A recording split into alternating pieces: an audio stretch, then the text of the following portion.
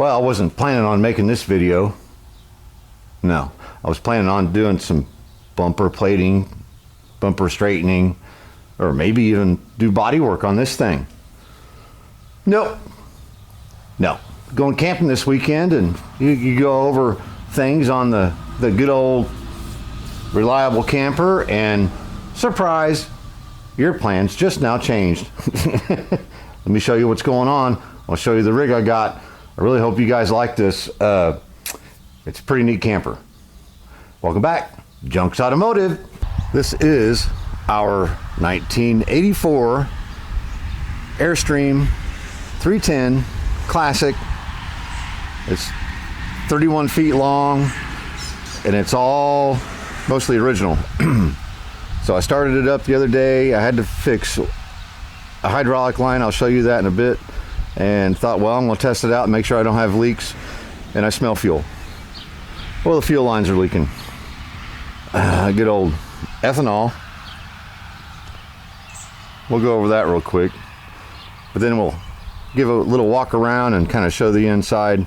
This thing's pretty neat, but let's see if we can fix it so old Junks Automotive can go camping and take a break for a change, maybe. You can see the cracks in that fuel line. That fuel line, both of those fuel hoses are probably 4 years old. When we first got it, it was leaking, and I thought, well, that's easy enough, swap those out. Well, they're severely cracked and leaking like a cow pissing on a flat rock, so I've got to fix that just to test out my other repair, and hopefully we can go camping. So anyway, let me fight this, and I'll turn you guys back on, tell you a story or two, and show you around this thing. That was easy. Not. It seemed a whole lot easier like 4 years ago, 5 years ago. It seemed pretty easy. This thing's got lower to the ground, or I'm just too old. But got her done. Let's see if this thing fires up. I'll show you around a little bit. Right? Yep. You think Vice Grip Garage is cool with his old motorhome? I'm way cooler. At least hopefully. Well, let's see if old Reliable will fire up. It fired up, leaking fuel like crazy, so should be fine. It's got an electric fuel pump because the gas is way back there, feeding into the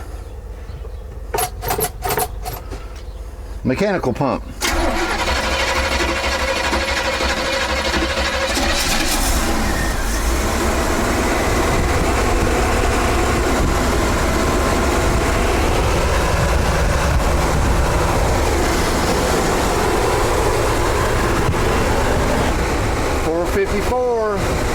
Big block. Got the Banks stuff. It's got long tube headers on it and leaves blowing up in my face. All right, I'm gonna check that transmission fluid, and I'm gonna show you a couple of things real quick. But to show you the condition of the 4-year-old hose, it was leaking pretty good. I need to get me some of that good old fuel injection hose, and it probably won't do that as bad, but I used what I had on hand, which is more of this. At least I know it'll last a couple years. Well, here she is. I know it's kind of hard to view everything. We got AC front and rear, they both work. It's got a Onan generator that works great. You know, got the fridge, we got the classic microwave. Everything's original in this. There's the only thing that's not original is the bed. Now it's flipped up, so I got to get to my water tank, flush everything out from winterizing it, make sure I don't have any leaks. But the bed goes back down. Originally it had 2 twin beds, and you know, me and the wife, so I made it one big bed, and it's one of these days I'll get a little air shock and run off the air system for the rear end, and that'd be cool. But anyhow, yeah, there's lights over here that turn on, and we got closets, his and hers, and drawers and all that. Here's the bathroom that I left the light on. after I winterized and killed the coach batteries. So hopefully those come back and I don't have to spend $300. There you go, right? Nice little, well, you know, showers over here, things, there's something, where's it at? Oh, when you open the door on the bathroom, it closes there so you can take your shower and, you know, all that good stuff. Daughter sleeps there, or actually usually the daughter sleeps with mom back there, and then that's where I end up sleeping, or outside in a comfy chair. That happens once in a while. But yeah, it has vacuum actuated doorstep. The little switch is messed up, so when it's not running it goes, it just comes down. Then of course we have Yosemite. That's right, I had to have them. Those are semi-truck size and I had to cut them down so they'd fit, but had to have it. So the air pump right now is running to jack up the airbags.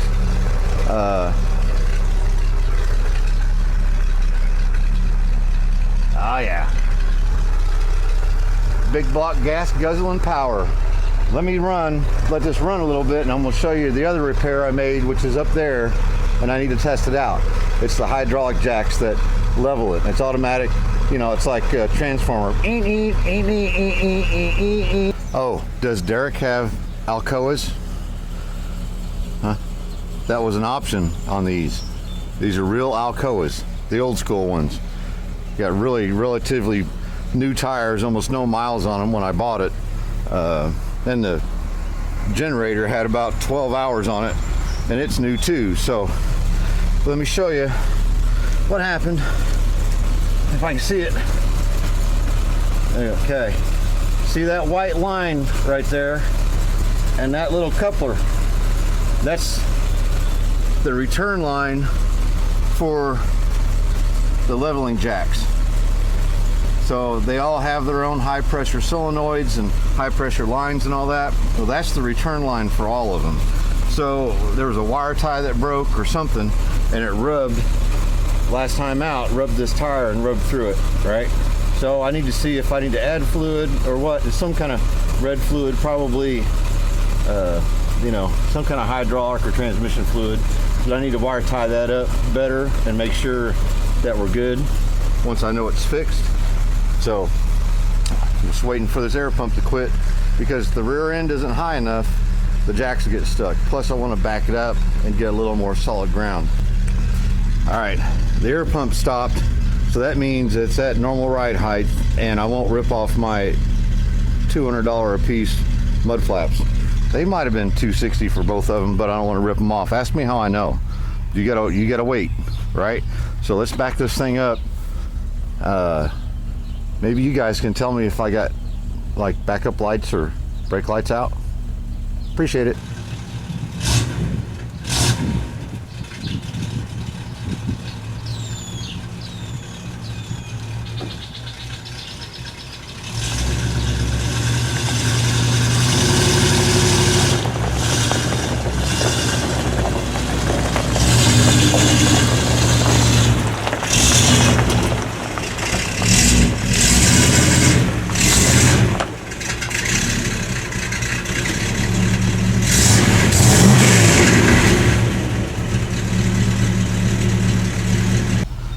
Okay, let's see if it jacks itself up.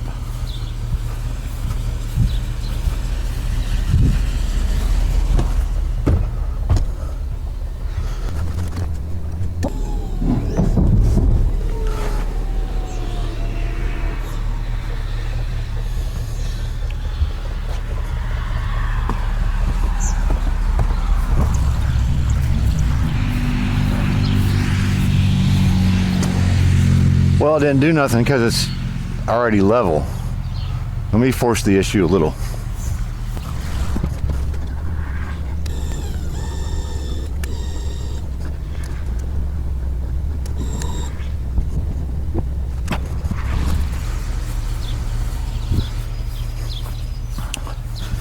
Not enough fluid.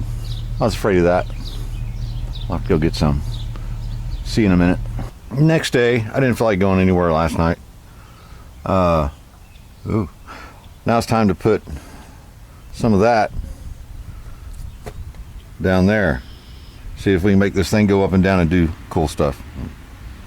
Let's see if I fixed it. If you see red stuff spraying out everywhere, yell at me. Okay.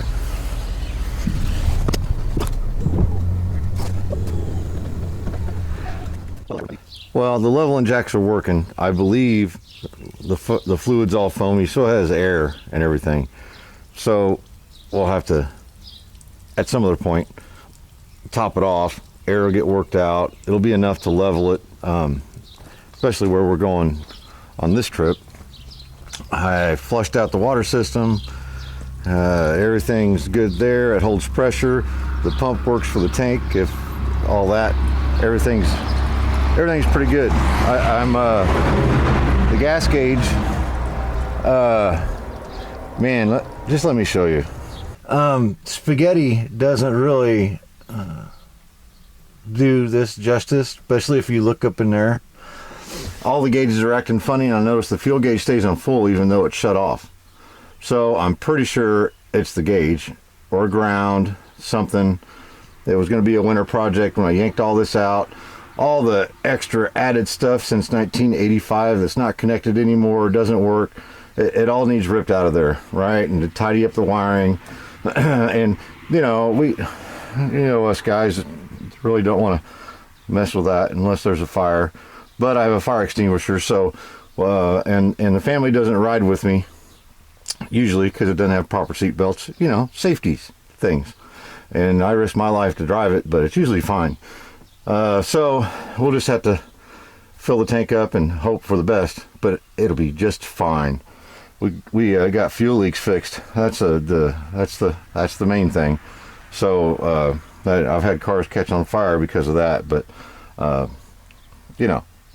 that's the important thing.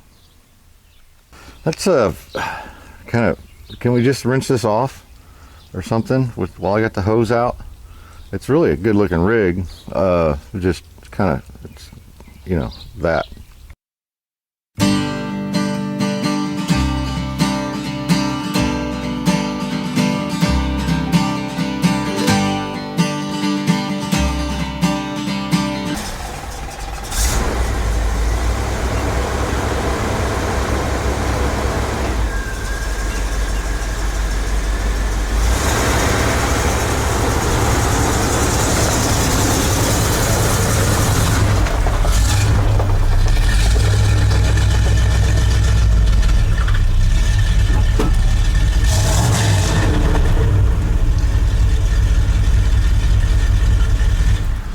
Well, I think that's it. I think we're going to make it.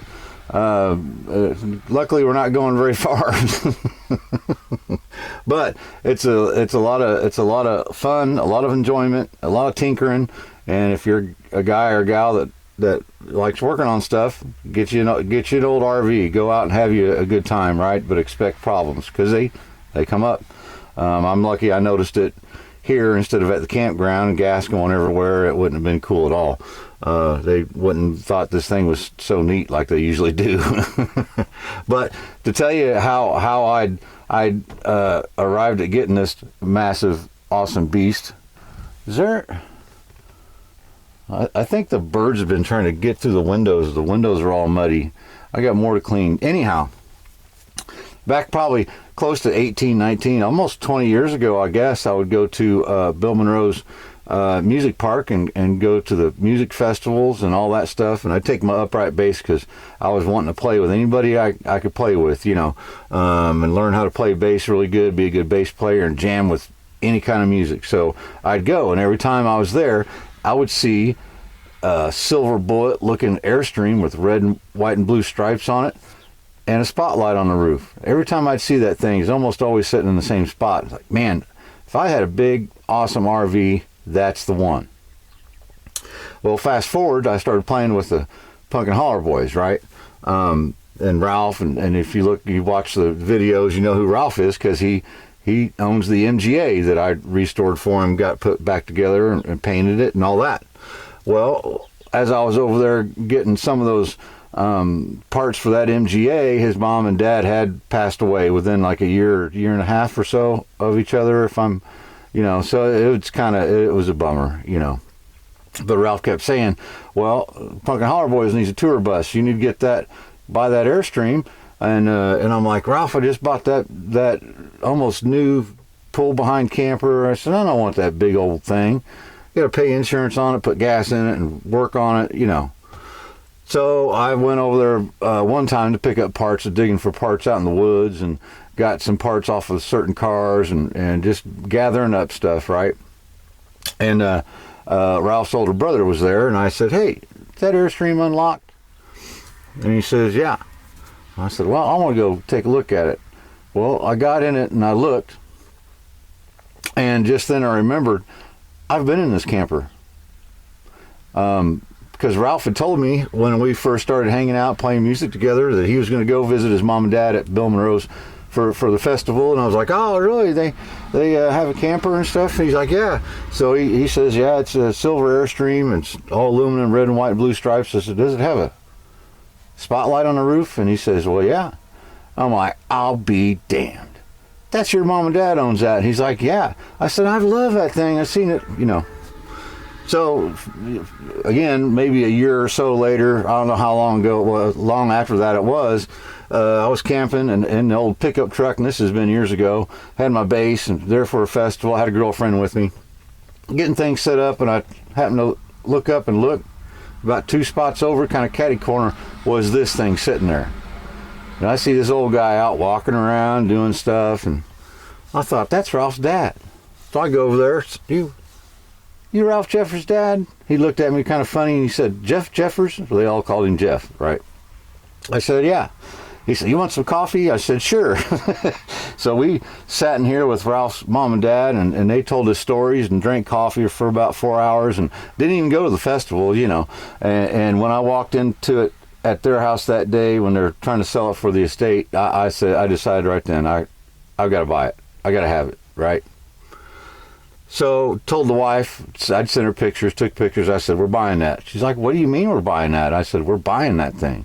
We've got to have it. What are you going to do with the one we just bought? I said, well, this spring I'll sell it, get the money back, give you your half, I'll have my half, and we'll have less than this one if we, So I offered them way less than it was really worth. They were trying to get more than that out of it, and I said, look, here's the deal. If you decide you want to sell it to me, I'll try my best to get it out, kind of keep it in the family. You guys can keep track of it, get it to some of the places your mom and dad always took it to bluegrass festivals and all that. About 3 weeks later, they yep, you still want that? Sure do. I said, for what I offered? Oh yeah, of course. So sure enough, got the money out of the bank, went up there, and I drove it home. Brakes were hard. I've done a lot of work to this thing. Needs a lot more done to it. But I thought some of you enjoy that story. How it's things happen for a reason. You'll see things in your universe, and you think, well, that'd be really cool to have, and not even think much about it other than that. And then all of a sudden, there it is, and you can have it. Anyhow, I appreciate you guys hanging out. We're gonna go have a good time, even if I got to work on stuff. That's why I have tools. That's just it's too much fun not to. Appreciate you guys hanging out. Like I said, sorry it wasn't the video I was planning, but here's what I had to do, right?